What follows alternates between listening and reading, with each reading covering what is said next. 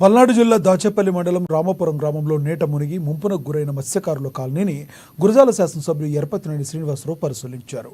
ఎగువ ప్రాంతమైన నాగార్జున సాగర్ నుండి కృష్ణానదికి భారీగా వరద వచ్చిన నేపథ్యంలో నేట మునిగి ఇబ్బందులు పడుతున్న కుటుంబాలని వారు పరామర్శించారు. అనంతరం వరద వల్ల జరిగిన నష్టాన్ని స్థానికులను అడిగి తెలుసుకున్నారు. ఆయన గతంలో చేపల కాలనీకి అన్ని రకాలుగా అండదండగా ఉన్నామని ఎమ్మెల్యే ఎరపతినేని తెలిపారు. వీరందరికీ వెంటనే ఇళ్ల పట్టాలు మంజూరు చేసి ఇళ్లు కట్టుకునే విధంగా ఏర్పాటు చేస్తామని ఆయన హామీ ఇచ్చారు. 1994లో మొట్టమొదటిసారి ఇక్కడ ఇల్లు కట్టేయడం జరిగింది. ఫ్లడ్స్ వచ్చినప్పుడల్లా వీళ్ళ ఇల్లు మునిగిపోవడం, పొలాలు పట్టకపోవడం, జీవనోపాధి లేకుండా పోవడం, ఇల్లు ఖాళీ చేయాల్సిన పరిస్థితి కూడా రిపీట్గా వస్తూ ఉంది. సో నేను ఈ 30 సంవత్సరాల్లో చాలాసార్లు ఇలాంటి పరిస్థితి కూడా చూశాను. 19 తెలుగుదేశం అధికారులు ఉన్నప్పుడు ఊరికి దగ్గరగా కూడా 50 కుటుంబాలకి పట్టాలు ఇచ్చారు.